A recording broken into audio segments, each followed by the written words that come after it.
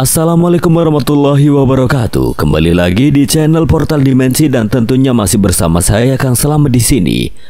Kali ini Kang Selamat akan menceritakan sebuah kisah yang berjudul Antasena Mahendra Sendang Lawean.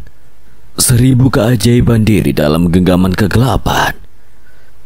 Cerita ini ditulis oleh Ristori, dan sebelum kita masuk ke ceritanya, buat kalian yang belum subscribe channel ini, tekan tombol subscribe-nya terlebih dahulu dan tekan tombol notifikasinya agar kalian tidak ketinggalan cerita terbaru dari Portal Dimensi. Gak usah berlama-lama lagi, langsung saja kita masuk ke ceritanya. Antasena Mahendra Sendang Lawean, Sewu Kerso Gendeng Wulung.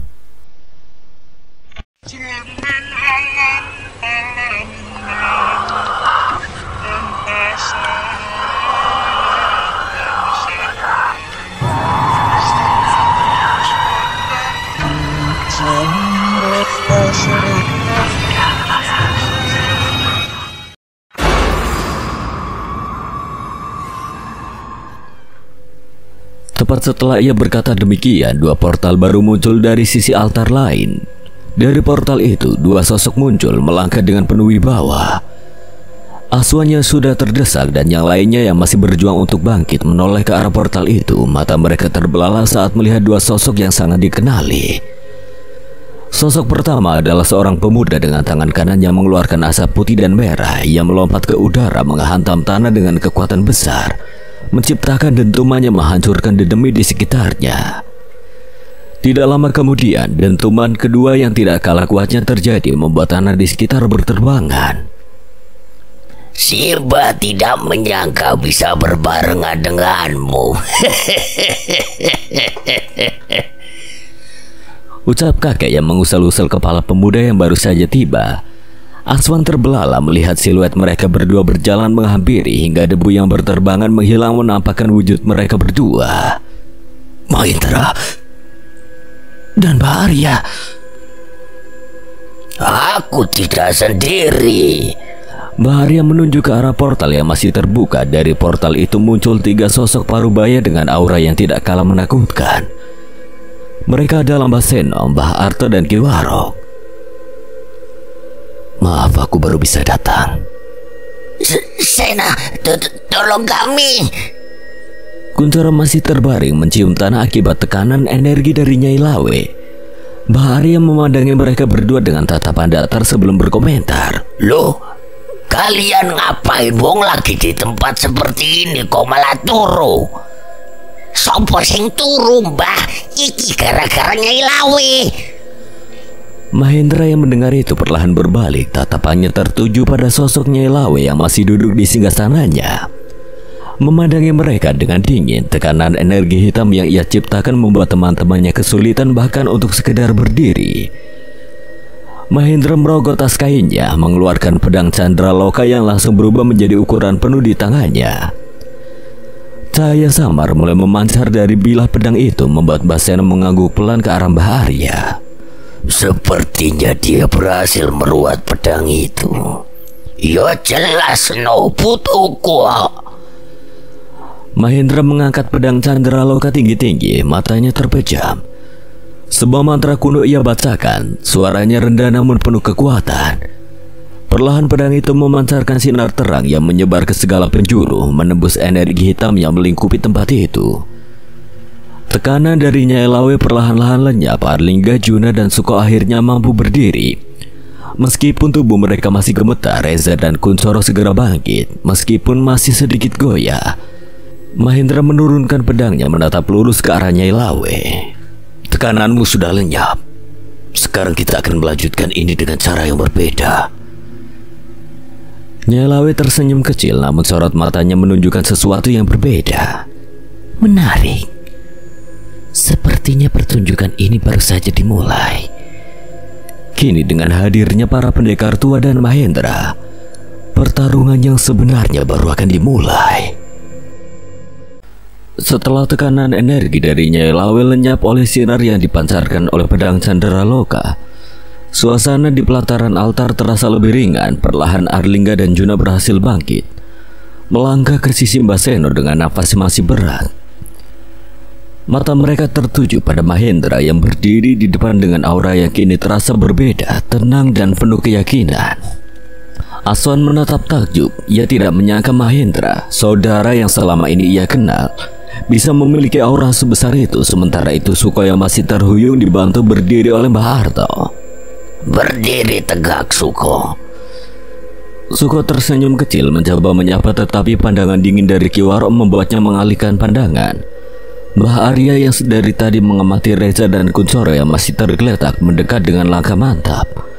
Dengan gerakan cepat ia lepas salah satu sandalnya dan memukulnya ke kepala keduanya. Bangun, kesini mau apa? Ngerepotin atau bantuin? Reza dan Kuncoro langsung bangkit meski masih agak terhuyung.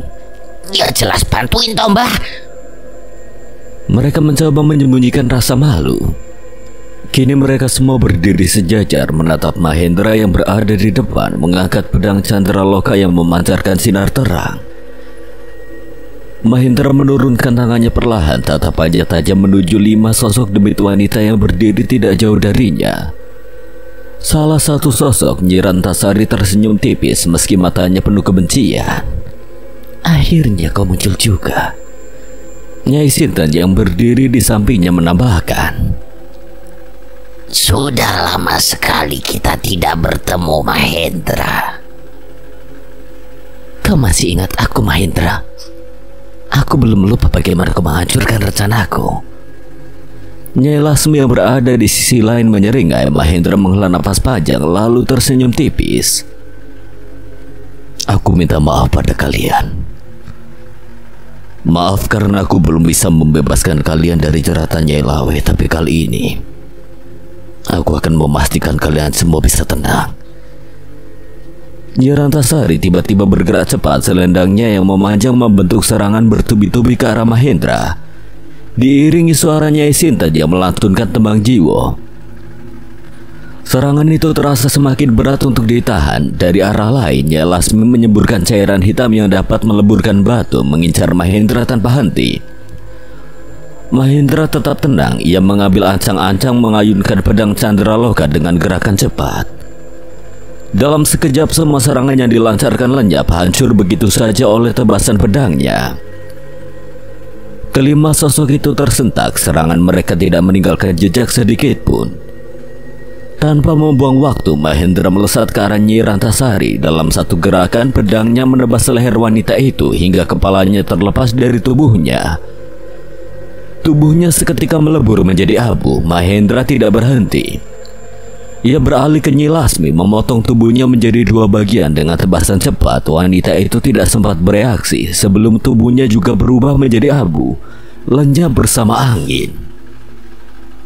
Lalu dengan sekali hentakan, Mahendra menghampiri Nyai Sinten. Pedang Candraloka menusuk jantungnya, menghentikan suara tembang jiwa yang sempat menggema. Nyai Sinten yang tubuhnya mulai memudar menatap Mahendra dengan mata yang perlahan kehilangan cahaya kegelapan. Mahendra, aku mohon tenangkan jiwaku. Aku ingin bertemu Sabto. Mahendra mengangguk menatapnya penuh iba. Aku berjanji. Tenanglah. Dengan senyum tipis, Nyai Sinten melebur menjadi abu menyatu dengan angin malam yang dingin. Arlingga dan Juna terpaku melihat apa yang baru saja terjadi. Mereka tidak menyangka Mahendra bisa mengalahkan 3 sosok demit wanita itu dengan begitu mudah hanya dalam beberapa gerakan. Mahendra hebat sekali. Hanya 1 gerakan demit-demit itu berhasil dikalahkan. Pedang itu sudah menjadi bagian darinya. Aku bisa merasakan ketenangan jiwa Mahendra. Entah apa yang telah ia lalui saat meruat pedang itu. Mahendra berjalan perlahan kembali ke posisi awal. Berdiri sejajar dengan teman-temannya, ia menatap lurus ke arah Nyai Inten, Sedang Mayi dan Nyi Arum yang masih berdiri di depan gerombolan dedemit yang tersisa. Orang tua, kenapa aku merasa tidak asing denganmu? Nyai Inten tiba-tiba menunjuk ke arah Mbah Arya. Suasana yang mencekam tiba-tiba berubah menjadi aneh. Semua mata tertuju pada kakek itu yang hanya bisa mengerutkan kening kebingungan. Mbah Arya kenal dengan nenek itu? Mbah Arya tidak menjawab. Ia mengamati nenek tua itu. Reza yang berdiri di samping Mbah Arya mengangkat alis dan berseru, Jangan-jangan nenek itu mantan Mbah Arya yo. Aduh. Sebuah jetakan keras mendarat di kepala Reza, membuatnya meringis sambil mengusap kepala. Nek ngomong ngerusak sembarangan, dia bukan mantanku. Bentak Mbah Arya dengan kesal, sementara Mbah Seno dan Mbah Harto hanya saling pandang, sama bingungnya dengan Reza. Terus siapa nenek itu? Kenapa dia bisa kenal Mbah Arya? Ya aku juga tidak tahu. Mbah Arya memicingkan matanya, berusaha mengingat-ingat Nyi Inten yang sudah merasa yakin kalau dirinya mengenali Mbah Arya, berusaha membantunya untuk mengingat. Aku Nyai Inten, penguasa sendang mayit. Ia menepuk tongkatnya ke dada. Pelan bola mata Mbah Arya melebar hingga tiba-tiba ia menepuk jidatnya dengan keras. Oh, Nyai Santen Klopo Pahit. Reza dan Kuncoro langsung terbahak-bahak mendengar nama itu. Tuh kan bener namanya Nyai Santen Klopo Pahit. Nyi Inten yang mendengar itu langsung berteriak marah, nafasnya kembang-kembis, tidak terima dengan sebutan yang mereka berikan. Dengan suara lantang dirinya berucap, Bocah kire, namaku Nyai Inten, penguasa sendang mayit. Jangan ngubah nama orang sembarangan. Yo jelas Nyai Santen Klopo Pahit toh. Demit nenek itu gemas, menghentak-hentakan kaki dengan tangan ingin melumat Reza. Awas kowe bocah. Mbah Seno dan Mbah Harto mendekati Mbah Arya dengan penasaran. Mereka berdua adalah teman seperguruan Mbah Arya sewaktu muda dulu. Namun belum pernah mendengar kalau Mbah Arya pernah berhadapan dengan demit tua bernama Nyai Inten itu. Arya, kapan kau bertemu wanita itu? Saat tragedi sayembara jagal mayit dulu, waktu kita terpisah di 3 lorong. Aku dihadang oleh nenek itu. Dia membuatku terlambat ke lokasi kalian yang saat itu sedang berhadapan dengan Patih Kolo. Mbah Seno dan Mbah Harto saling tatap, mulai mengingat kejadian tersebut meski sudah puluhan tahun berlalu. Di tengah perdebatan mereka, Ki Warok memecah suasana dengan nada tegas.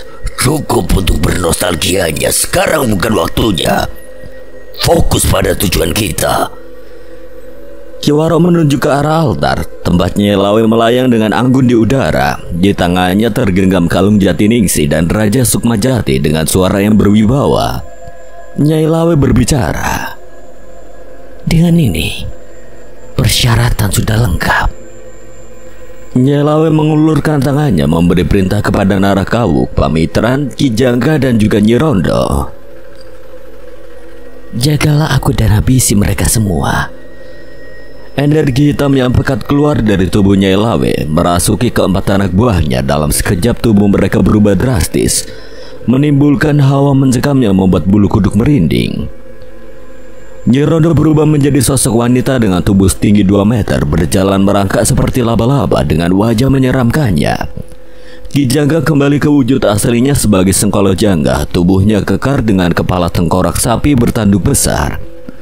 Auranya begitu menakutkan. Narakawuk berubah menjadi manusia serigala raksasa dengan taring tajam dan tubuh berotot yang diselimuti bulu hitam. Sementara itu, Pamitran menjadi kakek jangkung kurus dengan 1 mata dan rambut putih yang menjuntai hingga tanah. Demit-demit yang tersisa pun menjadi semakin ganas, bergerak liar dengan aura mematikan. Reza dan Kuncoro yang berdiri di belakang langsung merinding. Namun mereka mencoba menyembunyikan rasa takutnya. Ya ampun Gusti, tambah gila nih. Kuncoro bergumam sementara Reza hanya mengangguk cepat, bibirnya bergetar. Di tengah suasana tegang itu, Aswan, Arlingga, Juna, Suko, Reza dan Kuncoro melangkah ke sisi Mahendra menyatukan kekuatan. Itu Laras, sosok yang terbaring di sana. Aku yakin itu dia. Aku tahu. Aura Sari terasa jelas dari tubuh Laras. Dia masih melindunginya. Aswan yang berdiri di tengah mereka mengepalkan tangan. Kalau begitu kita harus lebih serius menghadapi ini. Semua mengangguk serempak menggenggam erat pusaka mereka masing-masing. Dari belakang, 4 pendekar tua, Mbah Arya, Mbah Seno, dan Mbah Arto bersama Ki Waro melangkah maju. Kalian fokus hentikan ritual Nyai Lawe, sisanya biar kami yang tangani. Sebelum melangkah, Aswan meraih sesuatu dari belakang punggungnya. Sebuah pusaka yang berkilauan, tombak Madusena, yang menyerahkannya kepada Mahendra. Mata Mahendra membelalak melihat pusaka itu. Ini tombak Madusena. Sudah diperbaiki, yang memperbaikinya Mbak Arya dibantu Reza dan Kuncoro. Mereka yang mencari bahan pengganti untuk pusaka ini. Mahendra menatap tombak itu dengan penuh emosi. Ia menyimpan pedang Candraloka, menggenggam tombak itu erat dan tersenyum lebar. Terima kasih semua. Ini lebih dari cukup. Dengan semangat baru, Mahendra melangkah maju bersama teman-temannya. Kini mereka telah siap menghadapi pertempuran terakhir. Mahendra memejamkan mata, tangan kanannya menggenggam erat tombak Madusena. Ia melafalkan amalan dalam hati, kata-kata suci yang memancar sebagai energi bila tombak itu mulai bersinar terang. Memancarkan cahaya yang menyilaukan, aura panas terasa di sekelilingnya, membuat Dedemit yang mendekat mundur sejenak. Luar biasa. Mahendra merasakan energi luar biasa yang mengalir dari pusaka itu. Tubuhnya terasa lebih ringan, penuh tenaga. Namun saat ia membuka mata, Dedemit-dedemit kerucut dengan berbagai wujud mengerikan bergerak serempak. Ada yang merangkak dengan cepat, melayang di udara hingga berlari beringas ke arahnya. Mereka datang.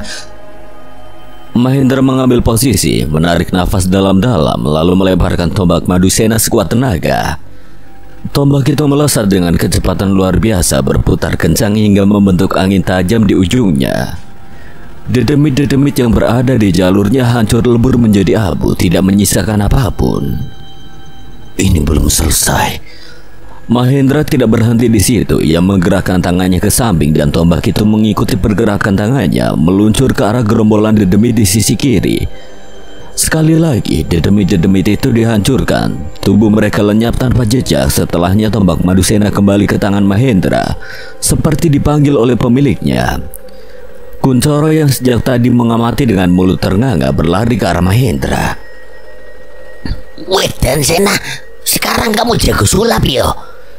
Reza yang berdiri di dekatnya langsung mengetuk kepala Kuncoro menggunakan gagang ketapel lintang rogo hingga berbunyi. Sulap batukmu itu namanya debus, bukan sulap. Namun sebelum sempat Kuncoro membalas, sebuah pukulan dari sandal Bahari yang mendarat di kepala Reza. Kowe lebih ngawur dibandingkan Kuncoro, sah? Mahendra tertawa. Mereka memang selalu bisa mencairkan suasana di situasi apapun. Kalian masih sama seperti biasanya ya. Namun Aswan melangkah memotong obrolan mereka dengan nada tegas. Tidak ada waktu untuk berbincang. Kita harus habisi sisanya. Aswan membungkukkan tubuhnya seperti seekor harimau bersiap menerkam. Matanya bersinar dengan aura predator, sementara tangannya perlahan berubah menjadi sakar putih yang mengeluarkan cahaya lembut. Dengan satu kali hentakan, ia menerjang ke arah dedemit yang tersisa. Akan aku lenyapkan kalian. Cairan hitam bercampur darah muncrat ke segala arah, memenuhi medan dengan bau menyengat. Tidak lama kemudian Arlingga, Juna, dan Suko menyusulnya dengan pusaka masing-masing. Arlingga dengan belatinya yang bercahaya menghancurkan dedemit yang menyerang dari sisi kanan. Setiap sabetan belatinya menciptakan luka fatal, menghilangkan wujud lawannya dalam sekejap. Juna dengan pusaka Bajaragada mengeluarkan petir yang menyambar ke segala arah. Maju semua kalau mau dibakar, tantangnya sambil melontarkan kilatan petir yang membakar dedemit yang berani mendekat. Suko yang menggenggam keris Sengkolo Langit menyerang dengan gerakan tidak terduga. Ia mengayunkan kerisnya dengan presisi, menciptakan pusaran angin tajam yang melubangi tubuh dedemit yang menghalanginya. Mereka semua bergerak dengan kecepatan dan koordinasi yang luar biasa, melancarkan serangan ke dedemit yang tersisa. Dari ratusan dedemit yang sebelumnya mengepung, kini hanya tersisa puluhan. Namun hawa mencekam di medan itu tetap terasa, seolah menjadi peringatan bahwa pertempuran sesungguhnya baru saja dimulai. Aku harus menghentikan Nyai Lawe. Mahendra melesat menuju altar. Fokus matanya tertuju pada Nyai Lawe yang tengah melayang di udara, membaca mantra, namun langkahnya terhenti seketika saat Narakawu muncul dengan kecepatan mengagumkan. Cakarnya yang runcing siap mengoyak tubuh Mahendra. Kau pikir aku akan membiarkanmu mendekati Dewi? Namun sebelum Narakawu sempat menyerang, Aswan muncul dari arah samping dengan hentakan kuat. Ia memukul wajah Narakawu hingga tubuh besar itu terpental dan terguling beberapa kali di tanah. Urusan kita belum selesai. Aswan melesat mengikuti tubuh Narakawu yang terhempas. Mahendra kembali melangkah, namun kali ini ia dihadang oleh Nyi Rondo. Sosok mengerikan itu menyemburkan ludah asam ke arahnya. Cairan hijau pekat yang cukup untuk melelehkan batu. Mahendra dengan gesit menghindari serangan itu. Belum sempat ia membalas, petir menyambar tubuh Nyi Rondo dari atas, membuat rambutnya berdiri jabrik. Jangan halangi langkahnya, seru Juna dari kejauhan mengangkat pusaka Bajragada. Kabut pekat tiba-tiba muncul di sekitar Nyi Rondo. Mengurungnya bersama Juna di dalam. Itu adalah ilmu jagat panguripan, jurus pamungkas Juna untuk memerangkap lawannya. Di sisi lain, Ki Jangga dan Pamitaran mencoba menyerang Mahendra. Ki Jangga menyeburkan api dari mulutnya, tetapi sebuah cambuk berputar cepat membalikkan serangan itu, membuat Ki Jangga terpental akibat ledakannya. Rasakan ini. Sukom mengayunkan cemeti pusakanya dengan penuh tenaga. Sementara itu, Pamitaran yang tengah membaca mantra terkejut saat sebuah tebasan cahaya meluncur, memotong salah satu tangannya. Ia mengerang kesakitan. Jangan berpikir terlalu lama, atau aku akan mengakhiri semuanya sekarang. Arlingga terus menyerang dengan belatinya, memaksa Pamitaran mundur. Kini jalan menuju altar terbuka. Mahendra tanpa ragu melangkah menuju tangga altar di mana Nyai Lawe sedang melakukan ritualnya. Di atas altar, Nyai Lawe tampak melayang dengan kedua tangannya terkatup, kalung jati ningsih tergantung di lehernya. Sementara Reja Sukmajati terbuka di hadapannya. Ia membaca mantra dengan tenang, namun aura gelap yang terpancar darinya semakin kuat. Tubuh Gayatri yang terikat di pilar mulai merespon. Matanya terbuka lebar. Bola matanya melirik ke atas, sementara mulutnya terbuka lebar. Asap putih perlahan keluar dari tubuhnya, bergerak menuju tubuh Nyai Lawe. Di saat yang sama asap hitam menguap dari tubuh Nyai Lawe dan merasuk ke tubuh Laras. Tidak akan aku biarkan. Mahendra berseru menggunakan ajian Wiraga Kencana untuk melesat dengan kecepatan luar biasa. Dengan tombak Madusena di tangan, ia menghunuskan senjatanya ke arah Nyai Lawe. Namun seolah dilindungi perisai gaib, tombaknya terhenti 1 meter di depan Nyai Lawe. Mahendra terus mendorong, namun perisai itu menahan serangannya dengan kekuatan yang luar biasa. Mahendra merogoh kantongnya, mengeluarkan pedang Candraloka. Ia menghunuskan pedang itu ke arah perisai gaib, memusatkan seluruh energinya. Beberapa detik terasa berat, namun retakan mulai muncul di perisai tersebut. Suara retakannya semakin keras hingga akhirnya pecah seperti serpihan kaca. Tidak mungkin. Nyai Lawe tersentak, matanya melebar saat Mahendra mampu menembus pertahanannya. Aku tidak akan membiarkanmu menyakiti orang yang sangat spesial bagiku. Mahendra mendorong tombak Madusena hingga menembus perut Nyai Lawe.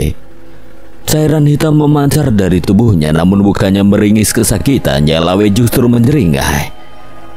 Mahendra tiba-tiba merasakan hawa dingin di belakangnya. Sosok Nyai Lawe yang tertembus tombak berubah menjadi asap hitam, menghilang tanpa jejak. Apa? Mahendra berbalik, namun terlambat. Nyai Lawe muncul di belakangnya, mengibaskan selendangnya dengan keras, menghantam tubuh Mahendra hingga terpental jauh, menabrak salah satu pilar altar. Kau pikir semudah itu untuk mengalahkanku? Nyai Lawe tertawa pelan, auranya semakin pekat dan menakutkan. Mahendra berdiri perlahan, darah menetes dari sudut bibirnya. Meski terluka, tekad di matanya tetap tidak tergoyahkan. Pertarungan ini belum selesai, Nyai Lawe. Mahendra menggenggam tombak Madusena lebih erat. Di sisi lain altar, Mbah Arya, Reza dan Kuncoro menghadapi Nyi Arum dan Nyi Inten sedang mayit. Aura gelap yang menyelimuti tempat itu membuat hawa semakin mencekam. Nyi Inten melangkah maju. Matanya menatap tajam ke arah Mbah Arya.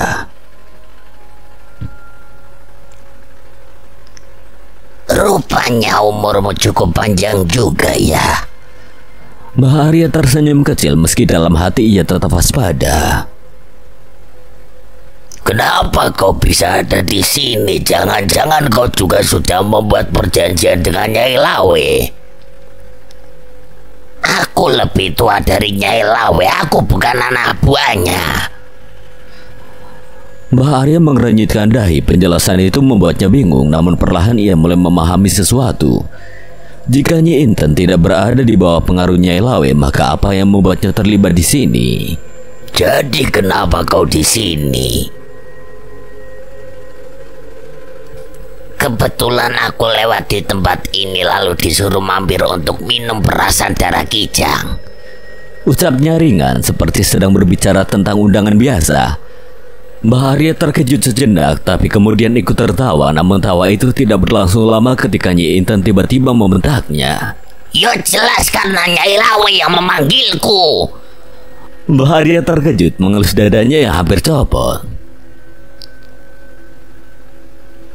Baiklah, jadi sekarang apa maumu? Bertarung atau kita duduk ngobrol sambil mangan telo? Mbah Arya merogoh kantong celananya mengeluarkan sepotong ubi yang ia bawa dari rumah Kiwara untuk jaga-jaga. Ki, aku gowo telo. Raut wajah Nyi Sinten berubah datar. Ia mendekat perlahan dan saat jaraknya hanya 1 meter dari Mbah Arya, dengan keras ia mengayunkan tongkatnya ke arah kepala Mbah Arya. Ya jelas bertarung. Aku ingin tahu seberapa kuat dirimu sekarang. Mbah Arya dengan cekatan menghindarinya. Tubuhnya mundur beberapa langkah.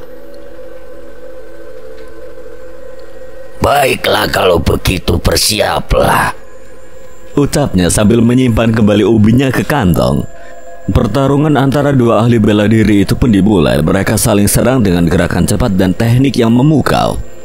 Tinju Mbah Arya seringkali meleset hanya beberapa senti dari wajah Nyi Sinten, sementara tongkat nenek itu hampir mengenai tubuh Mbah Arya beberapa kali. Sementara itu Reza dan Kuncoro terus berlari menghindari Nyi Arum yang mengejar mereka. Suara cekikikan Nyi Arum membuat bulu kuduk mereka meremang. lari Coro, lari. Reza melontarkan ajian Watu Roso ke arah Nyi Arum untuk menunda gerakannya, namun serangan itu hanya membuat Nyi Arum tertawa lebih keras, melayang mengejar mereka dengan cakarnya yang panjang. Kalian beruntung saat itu mendapatkan bantuan dari Demit Lekong itu. Saat itu Reza dan Kuncoro mendapatkan bantuan dari Kucicu, Demit Kuntilanang penunggu jembatan. Keduanya sesekali berhenti untuk menarik nafas, namun tidak berlangsung lama. Karena Nyi Arum terus mendekat hingga tiba-tiba dari semak-semak sebuah tangan kecil mencengkeram kaki Kuncoro, menariknya hingga ia jatuh terguling. Ya, tolong! Reza berbalik untuk membantu, tetapi Nyi Arum sudah lebih dulu menangkap rambut gondrong Kuncoro. Ia menjengkutnya dengan kasar, membuat Kuncoro meringis kesakitan. Mati kau bocah kopoan. Ya, tolong aku! Melihat itu, Reza segera melontarkan batu dari ketapel lintang rogo ke arah Nyi Arum. Batu-batu itu melesat cepat, namun Nyi Arum dengan liciknya menggunakan tubuh Kuncoro sebagai tameng. Batu-batu itu meledak di tubuh Kuncoro, membuat rambutnya jabrik seperti tersengat listrik. Lah, Coro, maaf aku nggak sengaja. Kuncoro tidak menjawab, tubuhnya mulai melemas. Dengan kesadarannya yang perlahan memudar, Nyi Arum tertawa puas. Lalu dengan kekuatan penuh ia melemparkan tubuh Kuncoro ke arah pohon besar di belakangnya. Pohon itu roboh seketika, sementara cairan merah muncrat dari mulut Kuncoro. Coro! Tubuh Reza gemetar melihat sahabatnya terkapar tidak berdaya. Nyi Arum menatap Reza, matanya penuh kebencian. Sekarang giliranmu. Reza menggenggam ketapelnya erat, menatap balik dengan tatapan penuh keberanian meski lututnya gemetar. Kamu kira aku takut? Ayo kita selesaikan. Ia mencoba menutupi rasa takut yang jelas terpancar di wajahnya. Reza kembali berlari. Nyi Arum melesat cepat, tubuhnya melayang dengan kuku panjangnya berkilau tajam, siap mengoyak Reza. Ayo, mau lari kemana kau? Reza meski tubuhnya sudah mulai melemah tetap berusaha melawan. Ia menghujani Nyi Arum dengan serangan ajian Watu Roso dari ketapel Lintang Rogo. Namun kecepatan Nyi Arum membuat semua serangannya meleset. Dengan gerakan cepat Nyi Arum mencengkram kepala Reza. Ia menyeretnya di tanah, membuat debu dan batuan kecil berhamburan. Reza mencoba melepaskan diri, tetapi kekuatan Nyi Arum terlalu besar. Tubuh Reza dilemparkan ke arah sebuah batu candi besar. Punggungnya menghantam keras, membuat nafasnya tertahan beberapa detik. Ia menggigit bibir, mencoba menahan rasa sakit yang menjalar ke seluruh tubuhnya dengan tertatih. Reza berusaha bangkit, satu tangan memegangi punggungnya yang terasa remuk.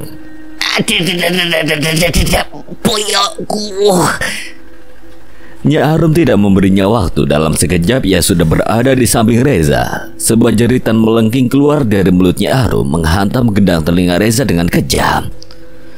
Reza berguling-guling di tanah, menutupi telinganya dengan kedua tangan. Jeritan itu tidak hanya menyiksa telinganya, tetapi juga membuat tubuhnya terasa seperti ditusuk ribuan jarum. Di tengah penderitaan Reza, tiba-tiba angin berhembus kencang, membawa hawa dingin yang menusuk tulang. Nyi Arum menghentikan jeritannya dan berpaling ke arah tempat di mana ia sebelumnya melemparkan Kunchoro. Matanya menyipit, merasakan sesuatu yang aneh dari sana. Apa itu? Gumam Nyi Arum sambil melayang mendekati semak-semak tempat Kunchoro terkapar. Namun ketika ia hampir sampai dari balik semak-semak itu, sosok gondrong dengan rambut yang masih jabrik melompat dengan gerakan buas. Cengkraman kuat menghantam kepala Nyi Arum, menyeret tubuhnya dengan kecepatan luar biasa. Tubuh Nyi Arum menghantam batuan candi hingga hancur berantakan. Sosok gondrong itu yang tidak lain adalah Kunchoro kini terlihat berbeda. Matanya memerah, wajahnya dipenuhi guratan amarah dan gerakannya liar seperti seekor kera. Nyi Arum bangkit dengan ekspresi terkejut. Apa-apaan ini? Mengapa tiba-tiba dia menjadi kuat? Reza yang masih terbaring lemah menyeringnya melihat perubahan Kunchoro. Ia tahu kalau itu bukan hanya Kunchoro, namun ada Jawoto yang merasuk tubuh Kunchoro. Jawoto. Kunchoro yang kini dirasuki Jawoto memberi isyarat dengan gerakan tangannya, menyuruh Reza untuk tetap duduk. Reza tidak mengerti maksudnya, mengangkat kedua bahunya hingga tiba-tiba Kunchoro mengeluarkan suara campuran dengan geraman. Kowe kono wae. Reza mengerti isyarat itu. Ia tersenyum kecil, mengangkat jempolnya ke arah Kunchoro, menyerahkan sisanya kepada Kuwoto. Nyi Arum melayang dengan tubuh yang diselimuti energi hitam, namun Kunchoro yang dirasuki Jawoto. Ia tidak gentar. Dengan gerakan cepat ia melompat-lompat menyerang. Cakar dan tinjunya bertemu dengan serangan Nyi Arum. Cakaran Nyi Arum mengenai bahu Kunchoro menciptakan luka sobek yang cukup dalam, namun Kunchoro hanya mengeram seolah tidak merasakan sakit. Sebaliknya, ia mencengkram rambut Nyi Arum dan memukul wajahnya bertubi-tubi dengan kekuatan luar biasa. Rahang Nyi Arum miring akibat pukulan-pukulan itu. Wajahnya mulai hancur tidak berbentuk. Meski begitu, ia masih mencoba melawan cakarnya terus berayun liar.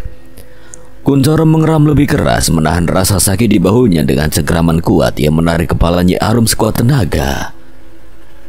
Suara mengerikan terdengar saat kepala Nyi Arum terlepas dari tubuhnya. Tubuh Nyi Arum jatuh ke tanah dan dalam hitungan detik hancur menjadi abu.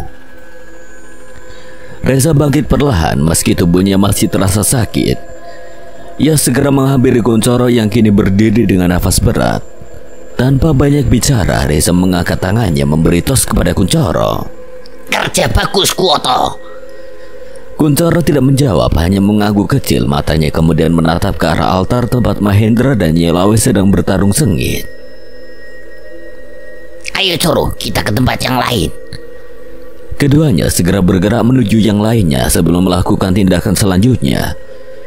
Di dalam kabut tebal yang melingkupi area, suara langkah cepat dan nafas tergesa terdengar samar. Nyi Rondo yang tubuhnya besar dan menjijikan dengan gerakan seperti laba-laba memandang sekeliling dengan mata penuh amarah. Apa yang kau lakukan, bocah? Juna menyeringai di kejauhan, suaranya terdengar tenang namun penuh tantangan. Kau tidak akan bisa keluar dari sini, Nyi Rondo. Pilihanmu hanya satu. Hancur di tanganku. Merasa diremehkan, Nyi Rondo merangkak cepat ke arah suara itu. Cakarnya yang tajam mengayun dengan liar, namun tubuh Juna tiba-tiba berubah menjadi kabut, membuat serangan itu hanya menghantam udara kosong. Di sini. Juna muncul di belakang Nyi Rondo, namun sebelum Nyi Rondo sempat berbalik, tubuhnya kembali menjadi kabut dan muncul di sisi lain. Nyi Rondo mengeram kesal mengayunkan cakarnya ke berbagai arah, namun semua serangan itu tidak berarti. Tiba-tiba 5 sosok Juna muncul dari berbagai arah mengelilinginya. Nyi Rondo tersentak. Matanya liar mencari mana yang asli. Ia menyerang ke salah satu arah, namun salah besar. Hantaman dari punggungnya membuat tubuhnya terdorong ke depan. Kilatan petir muncul di belakangnya, menghantam tubuhnya dengan keras hingga tubuhnya mengejak. Nyi Rondo membaca mantra dengan suara serak. Ia meludah ke tanah. Dari cairan itu muncul makhluk-makhluk kecil berbentuk menyerupai dirinya. Puluhan jumlahnya, mereka bergerak cepat memasuki kabut untuk mencari Juna. Namun saat makhluk-makhluk itu masuk ke kabut, kilatan petir menyambut mereka. Dalam hitungan detik semua makhluk itu hangus terbakar, berubah menjadi abu yang bercampur dengan kabut. Nyi Rondo mulai panik, keringat hitam bercucuran dari wajahnya. Apa ini? Kau pengecut, keluar dan hadapi aku. Tiba-tiba suara Juna terdengar lagi, kali ini dari atas. Kalau itu maumu, baiklah. Dari atas kabut, Juna melayan dengan pusaka Bajragada di tangannya yang memancarkan kilatan petir. Dengan satu ayunan penuh kekuatan, Juna menghantam Nyi Rondo. Petir besar menyambar tubuh Nyi Rondo, tubuhnya mengejang hebat. Asap hitam keluar dari setiap pori-porinya. Jika sudah berada di dalam jagat panguripan, pilihanmu hanya satu. Hancur lebur. Nyi Rondo yang tubuhnya mulai melemah memaksakan diri untuk membaca mantra. Ia menangkupkan kedua tangannya di depan dada. Perutnya perlahan membesar hingga tampak mengembung. Dengan satu hembusan kuat, ia menyemburkan asap hijau ke segala arah, menciptakan kabut racun yang menyelimuti area. Namun Juna tidak terpengaruh. Dari balik kabut racun itu, siluet tubuhnya muncul dengan mata bersinar biru. Tubuhnya diselimuti oleh kilatan petir yang terus bergerak. Tidak mungkin. Ia mengayunkan cakarnya ke arah siluet itu, namun setiap kali cakarnya melesat, Juna sudah berpindah posisi. Hingga akhirnya dari arah belakang, Juna melesat cepat hingga pusaka Bajragada yang berkilauan. Ia menusukkan ujung fajarannya tepat ke perut Nyi Rondo. Hancurlah. Satu kata itu diucapkan penuh keyakinan dan seketika petir besar menyambar dari langit. Tubuh Nyi Rondo terhempas ke belakang, bergetar hebat sebelum akhirnya meledak menjadi abu. Juna berdiri tegak di tengah kabut yang mulai menghilang. Ia mengangkat pusaka Bajragada, menonaktifkan jagat panguripan, dan area kembali terlihat seperti semula. Ia menatap abu Nyi Rondo yang tersisa di tanah. Satu sudah selesai. Kini ia melangkah kembali, pandangannya terarah ke arah altar. Tempat pertempuran lain masih berlangsung sengit. Pertarungan antara Arlingga dan Pamitaran semakin memanas. Belati bercahaya milik Arlingga terus beradu dengan tongkat kayu milik Pamitaran yang meskipun tampak sederhana mampu menahan pukulan kuat berenergi batin.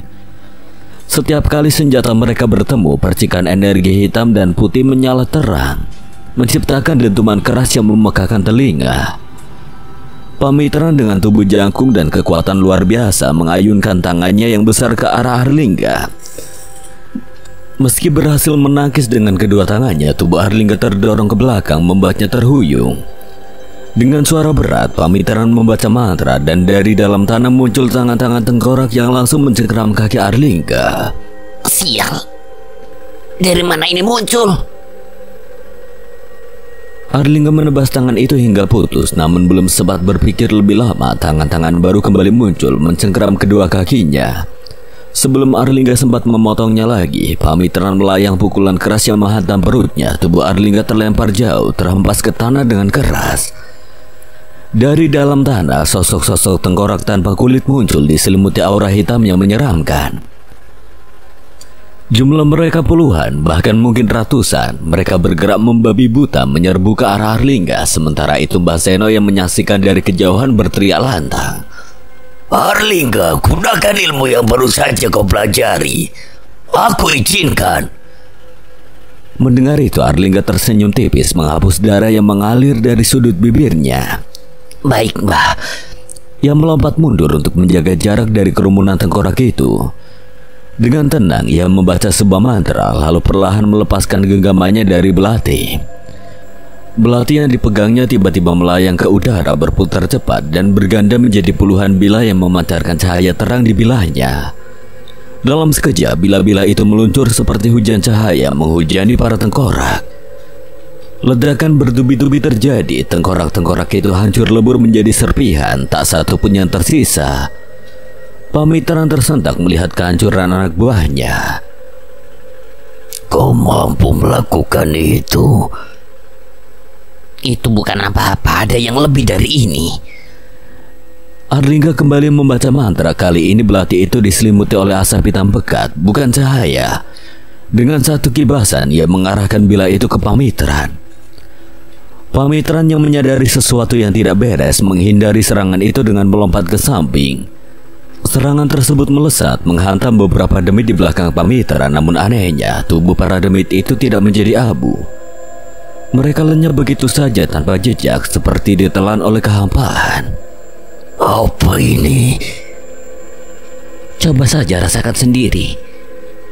Kibasan kedua diarahkan ke Pamitran. Kali ini Pamitran tidak bisa menghindar dan mencoba menangkisnya dengan tongkat kayunya. Namun saat serangan itu mengenai tongkatnya, tongkat itu lenyap begitu saja. Bahkan bahu Pamitran yang terkena serangan ikut lenyap tanpa meninggalkan luka fisik. Pamitran menjerit. Panas! Apa yang kau lakukan padaku? Arlingga menatap tajam. Itu adalah ilmu cakar langit. Apapun yang terkena seranganku akan dipindahkan ke dimensi lain, alam pembakar jiwa. Mendengar penjelasan itu, Pamitran tersentak, wajahnya memucat. Ia memohon ampun. Ampuni aku, jangan lakukan ini padaku. Tidak ada ampun bagi orang sepertimu. Dengan satu ayunan terakhir, belatinya menebas tubuh Pamitran. Tubuhnya lenyap sepenuhnya, tidak meninggalkan apapun selain keheningan. Setelah menggunakan ilmu tersebut, tubuh Arlingga terhuyung. Kepalanya terasa berat, seperti dipukul ribuan kali. Ia terduduk memegangi kepala yang terasa berputar. Terlalu banyak energi yang terkuras. Di kejauhan Mbah Seno berlari mendekat menepuk bahunya. Kerja bagus, Arlingga. Tapi jangan terlalu memaksakan dirimu. Arlingga mengangguk lemah, berusaha bangkit sambil memegangi lututnya dari arah altar. Suara pertarungan Mahendra dan Nyai Lawe semakin terdengar jelas. Meski lelah, Arlingga menatap ke depan dengan tekad yang masih menyala di matanya. Aku belum selesai di sini. Pertarungan antara Ki Jangga yang kini berwujud Sengkolo Jangga dan trio pendekar tua Mbah Arto, Ki Warok, serta Suko berlangsung sengit. Medan pertempuran diwarnai kobaran api yang menjalar kemana-mana, sementara Ki Jangga terus menyemburkan api dari mulutnya yang menyerupai kawah neraka. Dengan suara geram, Ki Jangga mengejek. Apa kalian aja bisa lari-lari saja? Ki Warok yang tidak suka diejek segera melesat, tubuhnya melompat tinggi menghindari semburan api dan menggunakan pohon sebagai pijakan untuk menyerang kepala Ki Jangga. Dengan kekuatan penuh, ia mengayunkan tinju atau ireng ke arah kepala lawannya, namun tinjunya seperti menghantam baja. Kepala Ki Jangga begitu keras, bahkan tidak terlihat goresan sedikit pun. Ki Jangga balas menyerang dengan tinju raksasanya. Ki Warok tidak sempat menghindar dan hanya bisa menyilangkan kedua tangannya sebagai pertahanan. Tinju besar itu menghantamnya, menghancurkan tanah di bawahnya dan membuat tubuh Ki Warok terhempas keras. Darah segar muncrat dari mulutnya. Mbah Harto dan Suko hendak membantu, namun Ki Warok segera bangkit, menghapus darah dari bibirnya sambil berkata tegas. Tidak perlu berlebihan mengkhawatirkan aku. Suko yang sudah terbakar emosi menyimpan keris sengkolo langit miliknya dan menggenggam pusaka lain, yaitu cemeti dengan ayunan kuat. Cemeti itu menciptakan angin yang berputar hebat sebelum menghantam tubuh Ki Jangga. Ledakan besar menggema, namun serangan itu hanya membuat Ki Jangga mundur beberapa langkah. Suko terkejut menyadari serangannya tidak memberikan dampak besar. Mereka bertiga berdiri sejajar menatap Ki Jangga yang masih berdiri kokoh dengan nada berat. Ki Waro berbisik. Kelemahan Sengkolo Jangga ada di kepalanya, tapi menghancurkannya tidaklah mudah. Bahkan tinju atau irengku tidak bisa menembusnya. Baiklah, kita coba menyerang bersamaan. Suko melilitkan cemeti di tangan kanannya, siap menggunakan kemampuan barunya. Kalau begitu, ayo kita selesaikan ini. Mereka bergerak bersamaan dari tiga arah berbeda. Ki Jangga yang merasa terdesak menyemburkan api ke segala penjuru. Namun mereka bertiga dengan gesit menghindarinya. Suko tiba lebih dulu menghantam perut Ki Jangga dengan cemeti berlapis energi api, membuat tubuh besar itu terhuyung. Serangan Suko langsung disusul oleh tinju atau ireng Ki Waro yang menghantam dada lawannya. Mbah Harto menutup serangan kombinasi itu dengan tapak geni, membuat Ki Jangga terpental jauh hingga terjatuh ke tanah. Ki Jangga mengeram, berusaha bangkit meski tubuhnya terluka. Namun Suko sudah siap dengan tinju cemeti api, sementara Mbah Harto dan Ki Waro juga bersiap dengan jurus pamungkas mereka. Ketiga serangan itu dilepaskan bersamaan. Tinju atau ireng Ki Waro dan tapak geni Mbah Harto menghantam kepala Ki Jangga terlebih dahulu, membuatnya terdorong mundur. Ki Jangga berusaha melawan, tetapi serangan terakhir dari Suko dengan tangannya berlapis api hingga ke lengannya menghantam dengan kekuatan penuh. Kepala tengkorak sapi Ki Jangga mulai retak. Suara retakan terdengar semakin keras saat mereka bertiga terus mendorong dengan tenaga penuh. Ki Jangga meracau tidak percaya.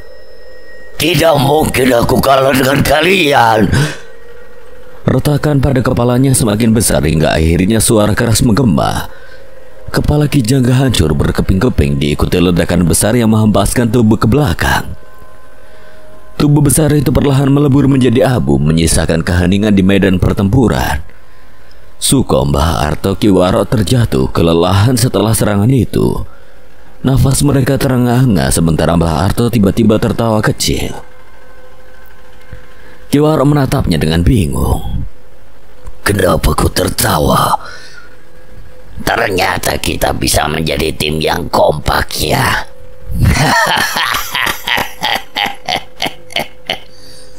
Ki Waro mendengus, membuang muka sambil bergumam pelan. Tidak usah banyak bicara. Suko tersenyum kecil melihat dinamika keduanya. Meski lelah, ia merasa bangga telah bertarung bersama mereka.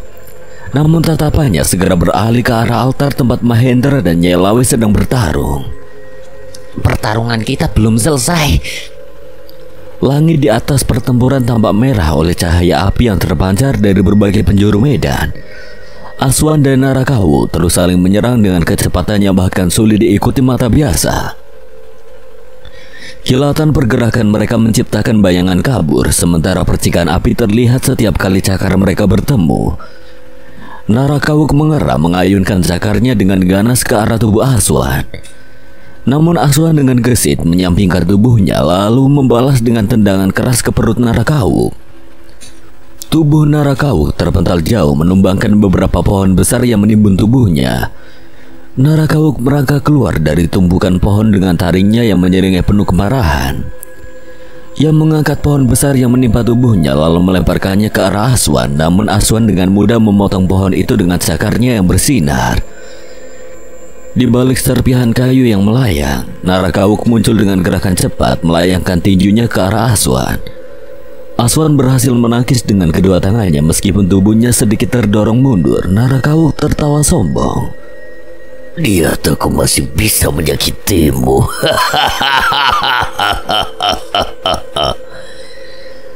Tawanya langsung berhenti saat ia menyadari sebuah kepalan tangan bercahaya berada tepat di depan wajahnya.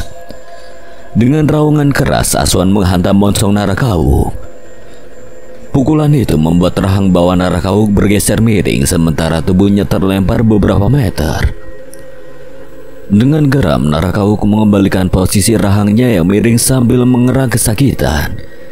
Namun sebelum ia bisa menyerang lagi, Aswan mengejeknya.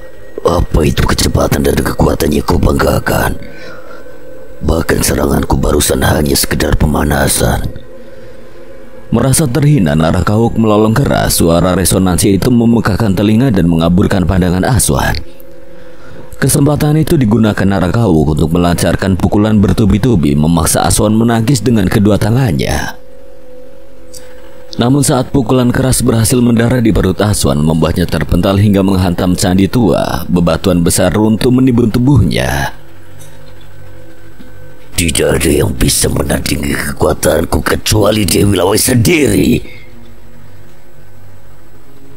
Dari balik tumpukan bebatuan candi, sinar putih perlahan berkedip. Tiba-tiba dengan sekali hembusan, Aswan menghempaskan seluruh bebatuan yang menimpanya. Ia menyeka darah di sudut bibirnya sambil menyeringai. Baiklah, waktunya aku menunjukkan apa itu kekuatan dan kecepatan sejati. Aswan menggenggam kalung pasopati miliknya. Dengan suara mantap, ia memanggil Asoka untuk mengaktifkan 100% kekuatannya. Ayo kita tunjukkan padanya, Asoka, ucap Aswan yang dibalas dengan suara raungan harimau. Tubuhnya mulai diselimuti garis-garis cahaya yang memancar terang. Cakarnya memanjang dan energi batin meluap dari tubuhnya, membuat Narakawuk terperangah. Sebelum Narakawuk sempat bereaksi, Aswan sudah melesat ke arah depannya. Sebuah pukulan keras menghantam rahang bawah Narakawuk sebelum ia sempat membuka mulut untuk melolong lagi. Narakawuk kebingungan. Aswan bergerak terlalu cepat hingga sulit untuk diikuti oleh matanya. Ia mencoba mencakar Aswan, namun serangannya hanya mengenai angin. Tiba-tiba dari arah belakang, sebuah pukulan keras menghantam kepala Narakawuk hingga wajahnya mencium tanah. Kenapa kau membungkuk di hadapanku? Narakawuk mencoba menyerang lagi, tetapi Aswan sudah menghilang dari pandangannya. Setiap serangan Narakawuk hanya menyapu angin kosong. Ketika ia berpaling ke arah lain, Aswan tiba-tiba muncul di sisinya, menghantam kepalanya lagi hingga ia tersungkur. Aku di sini, apa matamu tidak cukup tajam untuk melihatku? Narakawuk semakin frustasi. Ia menyerang secara membabi buta, namun semua serangannya meleset.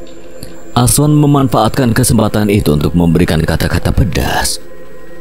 Kekuatan dan kecepatan yang kau banggakan itu hanyalah ilusi. Kesombonganmu adalah kelemahanmu. Aswan mengakhiri ucapannya dengan senyuman sinis. Ia menatap ke arah altar, mendengar dentuman keras dari pertarungan Mahendra melawan Nyai Lawe. Aku tidak punya waktu lagi untuk bermain. Aswan mengangkat cakarnya yang bercahaya putih terang. Narakawuk yang sudah lemah dan kehabisan tenaga mencoba melarikan diri ke arah hutan. Namun sebelum ia bisa bergerak lebih jauh, tubuhnya terhenti. Sebuah cakar telah menembus dadanya. Aswan mengangkat tubuh Narakawuk tinggi-tinggi lalu melemparkannya ke udara. Dengan kecepatan luar biasa, Aswan melesat mencabik-cabik tubuh Narakawuk hingga hancur menjadi abu yang berterbangan. Selesai.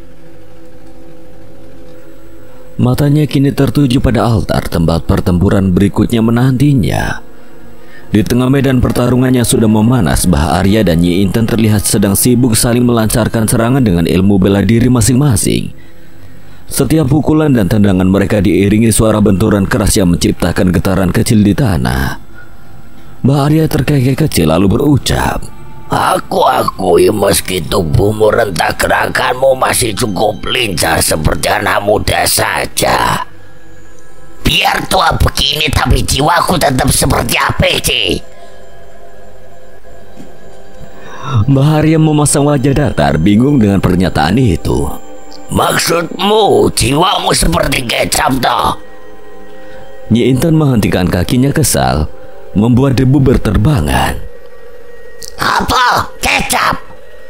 Maksudmu aku ini manis-manis kental ngono? Mbak Arya mundur selangkah menggaruk kepala, masih belum mengerti dengan maksud demi nenek itu. Lo tadi kau bilang ABC kan, itu kecap.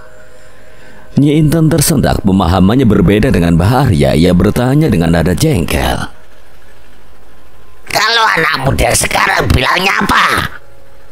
Butuh beberapa detik bagi Mbah Arya untuk menyadari maksudnya. Ia tertawa terbahak-bahak. Oh, maksudmu ABG anak baru gede, bukan ABC. Nah, itu maksudku. Bentak Nyi Inten sambil menunjuk ke arah Mbah Arya yang masih tertawa. Namun tawa Mbah Arya terhenti mendadak ketika tongkat Nyi Inten melayang ke arahnya. Ia bergeser cepat untuk menghindar seraya berkata, "Baiklah, aku akan membantumu untuk tenang. Coba saja kalau kau bisa." Mbah Arya membaca mantra cepat dan dalam sekejap tali-tali tak kasat mata muncul melilit tubuh Nyi Inten hingga ia tidak bisa bergerak. "Bagaimana, sudah tenang sekarang?" Namun sebelum ia sampai, Nyi Inten mematahkan ikatan itu dengan sekali hentakan, membuat tali itu menghilang seperti debu. "Jangan harap aku kalah dengan trik murahan itu." Dengan kecepatan luar biasa, Nyi Inten melayangkan tinju yang diselimuti asap hitam ke arah Mbah Arya. Mbah Arya menangkisnya, namun kekuatan serangan itu membuatnya terhuyung mundur beberapa langkah. "Kau keras kepala juga ya." Tanpa banyak bicara, Mbah Arya mulai merapalkan mantra untuk menggunakan ajian Braja Musti. Tangan kanannya mulai diselimuti asap putih yang bercahaya. Nyi Inten tersenyum sinis. "Jadi kau pikir hanya kau yang bisa menggunakan itu?" Ia juga mulai membaca mantra serupa, namun asap hitam pekat keluar dari tangannya. "Apa? Kau bisa Braja Musti Ireng? Terahku yang menciptakannya dulu." Keduanya melesat maju. Tinju mereka bertemu di udara. Benturan itu menciptakan gelombang energi hitam dan putih yang saling mendorong. Ledakan kecil terdengar di sekitar mereka, membuat tanah bergetar. "Hebat juga nenek tua ini. Kalau kau kalah dariku, jangan bilang-bilang ke teman-temanmu ya. Malu nanti." Sudah tua masih nyir aja yo."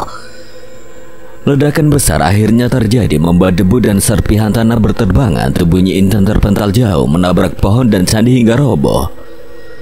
Mbah Arya berjalan mendekati Nyi Inten yang kini terbaring lemah, batuk darah, namun senyuman tipis masih menghiasi wajahnya. "Kau hebat, Nak Arya. Ternyata kau sudah menguasai Braja Musti tingkat lanjut. Ini adalah ilmu warisan dari leluhurku." Mbah Arya menatapnya dengan hormat. Mata Nyi Inten terbelalak, tampaknya ada sesuatu yang ingin ia katakan. Namun sebelum Mbah Arya sempat bertanya, Nyi Inten tersenyum lemah. "Kita akan bertemu lagi satu saat, tapi sebelum itu keluarkan manusia-manusia itu dari sini. Jiwanya akan terperangkap kalau kau terlalu lama." Tanpa menunggu jawaban, tubuh Nyi Inten menghilang menjadi kepulan asap hitam, meninggalkan tanah yang kini kosong. Mbah Arya menghela nafas panjang lalu berjalan menuju tempat Aswan dan yang lainnya berkumpul.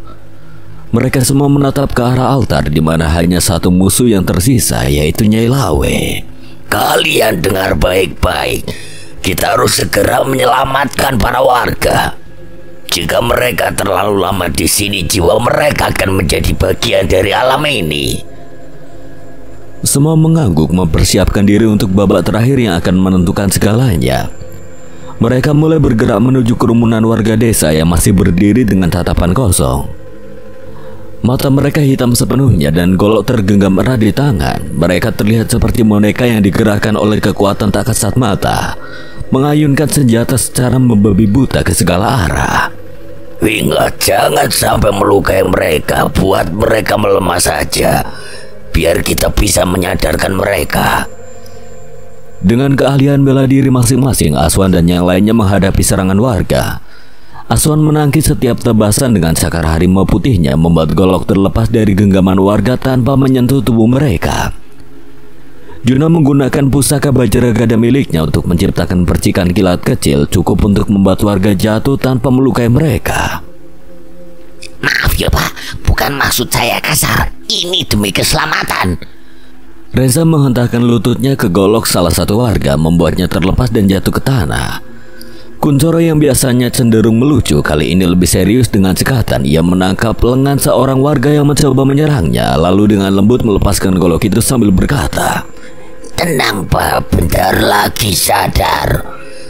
Sementara itu dari kejauhan Baharia dan Baseno duduk bersila. Mereka memainkan tasbih di tangan masing-masing sambil merapalkan amalan-amalan khusus. Perlahan asap hitam mulai terlihat keluar dari tubuh-tubuh warga desa, melayang dan membumbung ke udara. "Cepat netralisir energi hitamnya dengan amalan pemutih." Aswan, Juna, dan Arlingga segera bergabung membantu. Dengan memusatkan energi mereka, satu persatu warga yang terpengaruh mulai tersadar. Astagfirullah, di mana saya? Tenang Bapak, kumpul di sini saja. Baharia berdiri tegak, suaranya lantang menenangkan semua orang yang baru tersadar. "Tidak perlu takut, semuanya berkumpul di sini. Kami akan melindungi kalian." Ketika seluruh warga sudah terbebas dari pengaruh kekuatan hitam, mereka mulai digiring menjauhi dari altar. Gelombang energi dahsyat dari pertarungan Mahendra dan Nyai Lawi di kejauhan masih terasa hingga ke tempat mereka. Batu-batu kecil melayang dan udara terasa berat karena benturan energi yang begitu besar. "Ayo cepat jauhkan mereka dari sini sebelum terkena imbasnya." Setelah memastikan semua warga sudah berada di tempat yang cukup aman, Baseno dan Arlingga duduk bersila kembali. Kali ini mereka memusatkan seluruh energi mereka untuk membuka portal keluar dari alam itu. "Tahan Lingga, kita harus berhasil."